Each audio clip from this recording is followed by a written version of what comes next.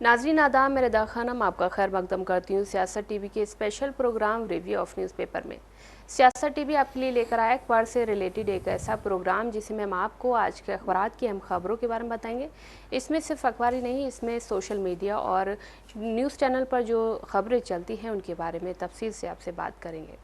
सबसे पहले बात करते हैं कि केसीआर पर किसकी वजह से लगा भ्रष्टाचार का आरोप और के कविता ने इसका खुलासा किया है। वहीं पर बात करते हैं कि वोटर अधिकार यात्रा से बिहार कांग्रेस के लिए क्या बदला और राहुल गांधी को इससे क्या हासिल होगा, इसके बारे में हम तफसील से आपसे बात करेंगे। वहीं पर बात करते हैं कि गुरुग्राम में हमने देखा है कि इस वक्त उत्तरी जो भारत है उसमें काफ़ी बारिश हो रही है, जिसकी वजह से लोगों को काफ़ी परेशानी हो रही है और इसी को लेकर गुरुग्राम में वर्क फ्रॉम होम की एडवाइजरी जारी कर दी गई है। स्कूलों में ऑनलाइन क्लास कर दी गई है। वहीं पर बाढ़ का ट्रैफिक जो है, बाढ़ की वजह से ट्रैफिक जो है जी का जंजाल बन गया है। अब बात करते हैं आखिरी खबर की कि सूडान में कहर बनकर टूटा आसमान, लैंडस्लाइड से पूरा गांव तबाह हो गया है। 1000 लोगों की मौत हो गई है और वहीं पर कहा जा रहा है कि एक व्यक्ति ऐसा है जो जिंदा बचा है। इन सारे टॉपिक्स पर बात करने के लिए हमारे साथ मौजूद है हमारे साथी अशर यासिर। अशर यासिर, आपका खैर मकदम है। तो सबसे पहले बात करते हैं कि तेलंगाना जागृति की अध्यक्ष के कविता ने एक आरोप लगाते हुए कहा है, उन्होंने कहा है कि केसीआर अपने कुछ करीबी लोगों की वजह से और कार्यों के कारण बदनाम हुए हैं। उन्होंने ये बयान कालेश्वरम मामले में जस्टिस पीसी घोष समिति की रिपोर्ट के आधार पर सीबीआई जांच कराने में रेवंत रेड्डी सरकार के फैसले पर प्रतिक्रिया देते हुए दिया है। उन्होंने हैदराबाद में आयोजित एक कार्यक्रम में कहा और इसमें उन्होंने हरीश राव और कुछ नेता हैं, संतोष और एक और नेता है मेघा कृष्णा, उन पर जो है इल्ज़ाम लगाते हुए कहा है कि इन लोगों की वजह से केसीआर का नाम कहीं ना कहीं बदनाम हुआ है और जनता के मन में एक ख्याल जो पैदा हुआ था कि केसीआर कहीं ना कहीं एक वो कर रहे हैं लोगों के लिए, और उसमें उन्होंने कहा है कि इन लोगों की वजह से केसीआर बदनाम हुए हैं।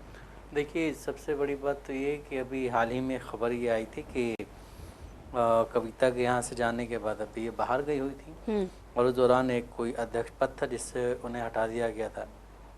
दूसरी चीज़ ये है कि जब से हम देख रहे हैं कि BRS सत्ता से गई है तब से कविता को लेकर के अलग अलग चीज़ें चल रही हैं और हाल ही में एक लेटर भी सार्वजनिक हुआ था जिससे काफ़ी सारी परेशानियाँ हुई थी।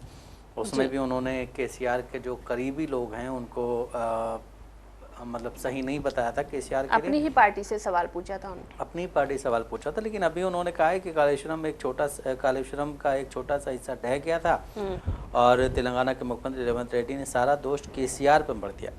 कविता ने सवाल उठाया कि कालेश्वरम में काम करने वाले 3 इंजीनियरों के पास सैकड़ों करोड़ की संपत्ति होने के बावजूद उनकी जाँच क्यों नहीं हो रही है। साथ ही उन्होंने कहा है कि हरीश राव और संतोष ने कई बार केसीआर के खिलाफ साजिश रची है। साथ ही उन्होंने कहा है कि केसीआर ने कुछ नहीं किया। कविता ने यह भी बताया कि जब केसीआर पर भ्रष्टाचार के आरोप लगे तो उन्हें दुख होता है। उन्होंने कहा है कि जब विधानसभा में रेवंत रेड्डी ने केसीआर पर आरोप लगाया तो BRS का एक भी व्यक्ति मुंह खोल के बोल नहीं पाया उनकी मतलब उन चीज़ों को। साथ ही कविता ने कहा कि रेवंत रेड्डी, हरीश राव और संतोष के बीच समझौता हो गया है। रेवंत रेड्डी हरीश राव और संतोष को कुछ नहीं कहेंगे, वो केसीआर पर तीर चलाएंगे। केसीआर पर सीबीआई जांच के बाद अगर कोई पार्टी बनी तो क्या होगा, अगर कोई पार्टी नहीं बनी तो क्या होगा। साथ ही उन्होंने कहा कि मेरे पिता के सम्मान से जुड़ा है। रेवंत रेड्डी ने सीबीआई का नाम सुनियोजित तरीके से लिया है। अब यहाँ पे ये भी सवाल उठता है कि जिस तरह से BRS में सारी चीज़ें सही नहीं चल रही हैं और जिस तरह से ये भी देखा जा रहा है कि कविता को साइड किया जा रहा है। अभी वो सिर्फ तेलंगाना जागृति के अध्यक्ष हैं और MLC हैं। अब ये देखना है कि इस कल जो उन्होंने सार्वजनिक एक प्रेस कॉन्फ्रेंस की है उसके बाद पार्टी में क्या चेंजेस आते हैं या फिर कविता के लिए ओहदे बढ़ते हैं या कविता की पोस्ट अपग्रेड होती है, क्योंकि काफ़ी सारी चीज़ें चली। लेकिन इन सब के बीच एक बयान और कल सामने आया है। वो बयान है इटेला राजेंद्र का। इटेला राजेंद्र ने कालेश्वरम की जांच सीबीआई को सौंपने को अच्छा फैसला बताया। साथ ही उन्होंने कहा है कि मुझे पता था कि ये संभाल नहीं पाएंगे, उनकी रिपोर्ट गलतियों से भरी थी और टिक नहीं पाएगी, इसलिए उन्हें इसे स्वीकार करना चाहिए। हमें विश्वास है कि सीबीआई पूरी जांच करेगी और कालेश्वरम में हुई अनियमितताओं को उजागर करेगी। अब यहाँ पे देखिए कि बीआरएस यहाँ पे मुख्य विपक्षी पार्टी है, साथ ही यहाँ पे बीजेपी भी कहीं ना कहीं अपनी चीज़ों को डटकर उठाती है जी लोग बिल्कुल। यहाँ पे असेंबली में। लेकिन अब ये भी देखना है मौका कि जिस तरह से चीज़ें चल रही हैं आगे चल के बीआरएस का क्या हश्र होता है, क्योंकि अभी हम ये भी देख रहे हैं कि जो चुनाव हैं लोकल बॉडी इलेक्शंस वो भी होने वाले हैं।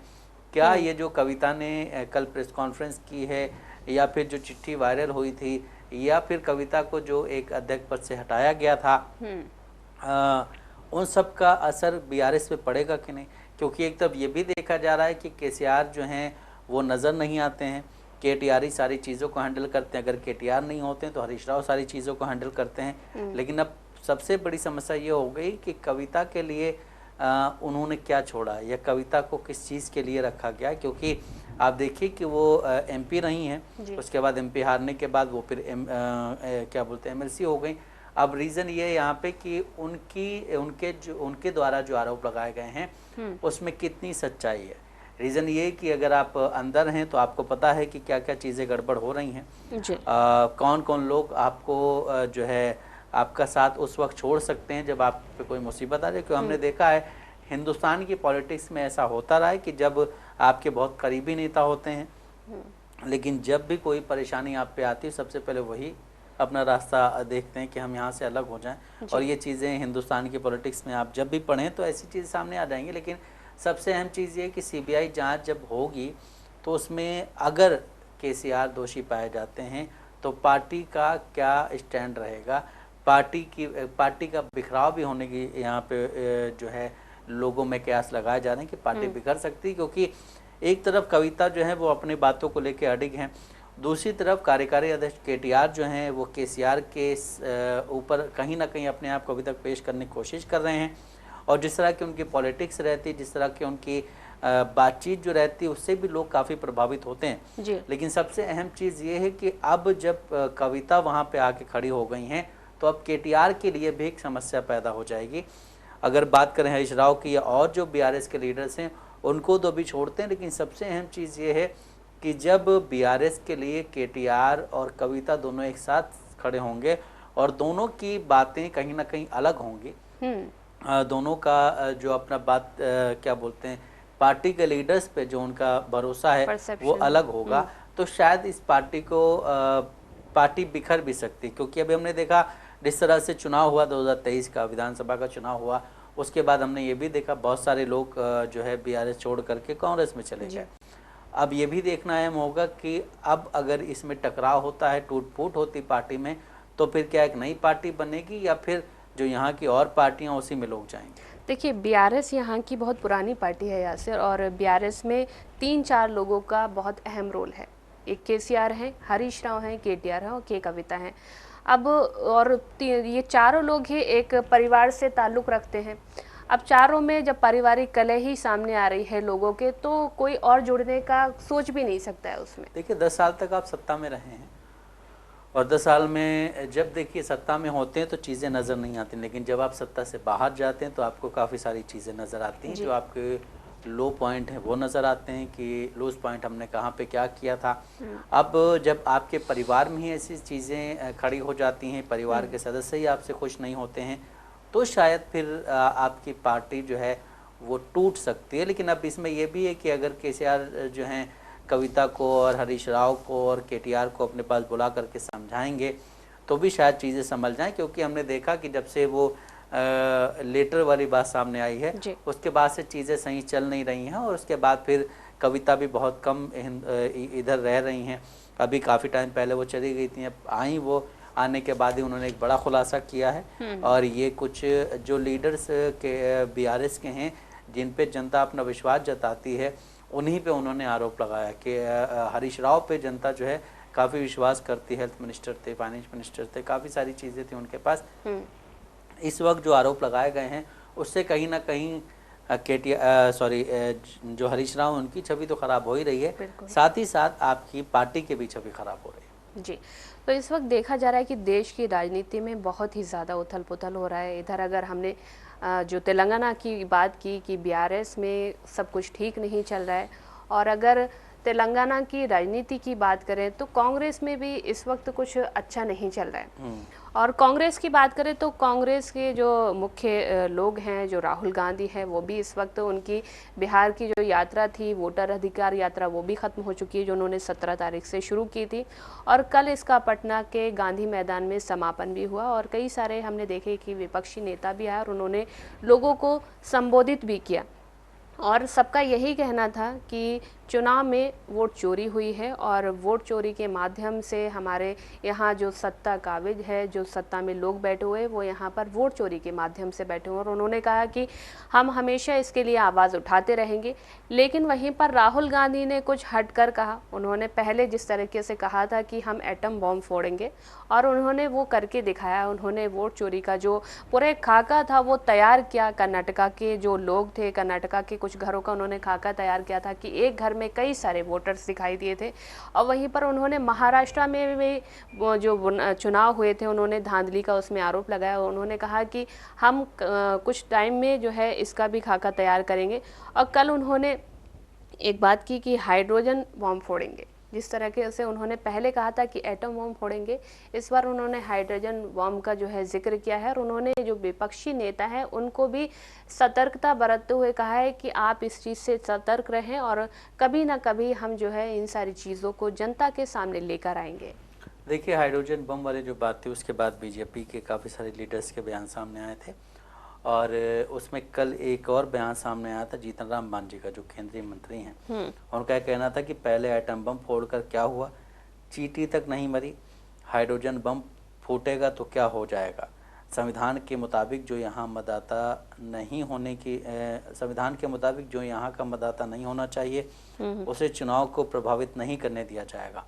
लेकिन हम ये भी देख रहे हैं कि जिस तरह से कल यात्रा समाप्त हुई है, उसके समाप्त होने के बाद एक तरफ तो कांग्रेस के कार्यकर्ताओं में काफ़ी ज़्यादा जोश है, लेकिन वहीं एक चीज़ ये भी है कि जिस तरह से हम ये देख रहे हैं कि इस यात्रा में काफ़ी सारे लोग शामिल हुए थे।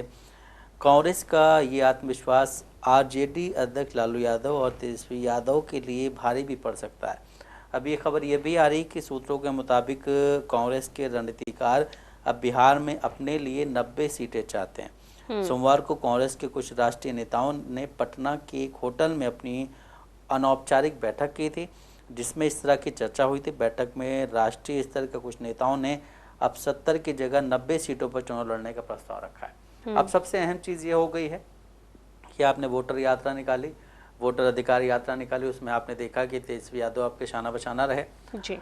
और भी इंडिया गठबंधन के जितने भी लीडर्स थे ज़्यादातर वहाँ पहुँचे और सबने जो है वोटर अधिकार यात्रा को लेकर के अपनी अपनी बातें रखी। और सबने ये बोला कि लोकतंत्र के लिए ये वोटर अधिकार यात्रा ज़रूरी है। अगर इस तरह की चीज़ें नहीं हुई तो आपके जो आरक्षण है वो ख़त्म हो जाएगा, आपके बोलने की जो आज़ादी है वो ख़त्म हो जाएगी। काफ़ी सारी चीज़ें कही गई, लेकिन सबसे अहम चीज़ ये है कि जब सीट शेयरिंग का मामला जब सामने आएगा, जिस तरह अभी पहले ये था कि कांग्रेस पार्टी 70 सीटों पर चुनाव लड़ेगी, लेकिन अब जिस तरह से चीज़ें सामने आ रही कि कांग्रेस पार्टी 90 सीटें चाहती, तो अब ये कहीं ना कहीं अगर दोनों पार्टियों ने अंडरस्टैंडिंग सही नहीं बिठाई तो ये वहाँ पे कलेश बन के सामने आ जाएगा। जिस तरह हमने देखा कि महाराष्ट्र में भी ऐसा ही हुआ था। महाराष्ट्र में कांग्रेस पार्टी कहीं कहीं की सीटें ज़्यादा चाह रही थी, लेकिन फिर खैर म्यूचुअल अंडरस्टैंडिंग से बातें क्लियर हुई और उसके रिजल्ट क्या है वो सभी को पता है। देखिए, सबसे अहम चीज़ ये कि वोट चोरी हुआ है या नहीं हुआ है, ये भी जो है जिस तरह से चीज़ें सामने आई उससे नज़र आता है। लेकिन सबसे अहम चीज़ ये कि आप अगर किसी गठबंधन के साथ हैं तो आपकी सीट शेयरिंग वाले मामले में कोई भी गड़बड़ी नहीं होनी चाहिए। अहम चीज़ ये होती है कि एक अगर क्षेत्रीय पार्टी वहाँ पे देखी जाए तो आरजेडी है, आरजेडी के लीडर्स ज़मीनी लेवल पे वहाँ काम कर रहे होंगे, लेकिन गठबंधन के तहत अगर वही सीट कांग्रेस को दे दी जाएगी तो वहाँ के जो लोग हैं वो कहीं ना कहीं निराश होंगे कि हमारे लिए जो लीडर काम कर रहा था या जो लीडर काम कर रहा था उसके अपने चाहने वाले नाराज हो जाएंगे। इसी तरह से गठबंधन में सबसे अहम चीज़ यही होती है कि आपको अपनी फील्डिंग हर जगह सजानी होती है पहले से ही।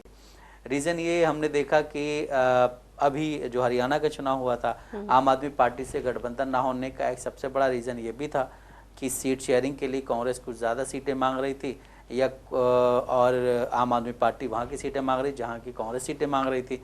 इसी की वजह से गठबंधन नहीं हुआ। उसके बाद वहाँ पे बीजेपी की सत्ता आ गई।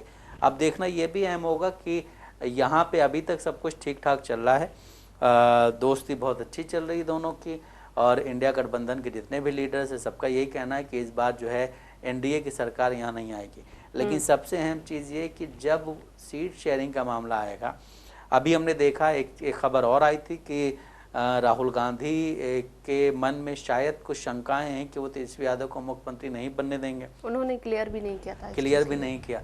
लेकिन एक पहले भी ये बात बोली जा चुकी कि अगर बिहार में इंडिया गठबंधन सत्ता में आता है तो जो तेजस्वी यादव हुए वो मुख्यमंत्री होंगे और 2 डिप्टी सीएम होंगे जो दोनों कांग्रेस पार्टी के होंगे। ये भी बात कही गई थी। लेकिन अब जिस तरह से चीज़ें सामने आ रही हैं उससे यही लग रहा है कि अभी जो चीज़ें खाका जो तैयार हो रहा है सामने जो पब्लिक के है वो उतना आसान है नहीं। उसमें काफ़ी सारी चीज़ें अलग अलग आएंगी। लेकिन जब सीट शेयरिंग की बात सामने आएगी तो शायद फिर ये चीज़ें और निकल के सामने आए। अभी हमने देखा साथ साथ आप रहे जब से वो वोटर अधिकार यात्रा शुरू हुई है। लेकिन अगर सीट शेयरिंग के लिए जिस तरह 70 से 90 सीटों की बात की गई है, 20 सीटें अगर बढ़ेंगी तो शायद आरजेडी के लिए मुसीबत खड़ी हो सकती है। और आरजेडी के लिए अगर वहाँ पे मुसीबत खड़ी होगी तो ये पूरे इंडिया गठबंधन के लिए मुसीबत खड़ी होगी। जिस तरह से अभी आप कह रहे हैं कि हम जीत करके सामने आएंगे, हम जीत जाएंगे, लेकिन अगर आपने इस तरह की चीज़ें की, इस तरह की चीज़ें सामने आती हैं तो ये आपके लिए, इंडिया गठबंधन के लिए काफ़ी ज़्यादा मुश्किल वहाँ पे हो जाएगा सीट जीतना। जिस तरह से हम देख रहे हैं कि बिहार में पीके भी अपनी एक पार्टी लेकर के सामने आ रहे हैं। पीके का ये कहना है कि हम जो है 2 मोड पे चुनाव लड़ रहे हैं, या तो हम 10 से कम सीटें आएंगी या फिर हम इतनी ज़्यादा सीटें लेके आएंगे कि लोगों को हमसे बात करनी पड़ेगी। ठीक है। दूसरी तरफ ये भी अगर देखा जाए तो चिराग पासवान भी ये कह रहे हैं कि हम being Bihari, being young leader हो करके हम ये चाहते हैं कि हम सारी सीटों पे चुनाव लड़ें।